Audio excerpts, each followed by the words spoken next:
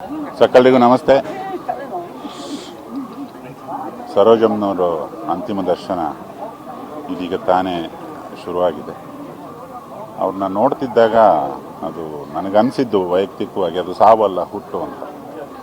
ಯಾಕಂದರೆ ಯಾವುದೇ ಕಲಾವಿದ ಅಥವಾ ಯಾವುದೇ ಕಲಾವಿದೆ ಅವರ ಜೀವಿತಾವಧಿಯಲ್ಲಿ ಮಾಡಿರೋ ಕೆಲಸಗಳನ್ನು ನಾವು ಪರದೆಯಲ್ಲಿ ನೋಡ್ಬೋದು, ಅವರ ದನಿ ಕೇಳಬಹುದು, ಅವರ ರೂಪ, ಅವರ ನಟನೆ ಎಲ್ಲ ನಮ್ಮ ಸಮಾಜದಲ್ಲಿ ಚಿರಪರಿಚಿತ ಆಗಿಬಿಟ್ಟಿರುತ್ತೆ. ಅವ್ರು ಮಾಡೋ ಸಿನಿಮಾ ಮುಖಾಂತರ ಅದು ಕಲೆಗಿರೋ ಪವರು.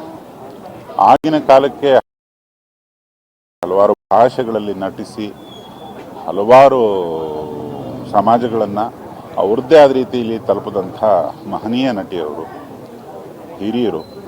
ತುಂಬ ಗೌರವ ಅವರು ಅಂದರೆ. ಸಿಕ್ಕಿದಾಗೆಲ್ಲ ಹೀಗೆ ಒಂದು ತಮಾಷೆ ಇಲ್ಲಿ ಮಾತಾಡಿಸ್ತಿದ್ರು, ತಲೆ ಮೇಲೆ ಹೀಗೆ ಕಟ್ತಾಯಿದ್ರು ಅವರು. ತುಂಬ ತುಂಬ ಸಂತೋಷ ಮತ್ತು ತುಂಬ ಚೈತನ್ಯ ತುಂಬಿದಂಥ ಒಂದು ವ್ಯಕ್ತಿತ್ವ.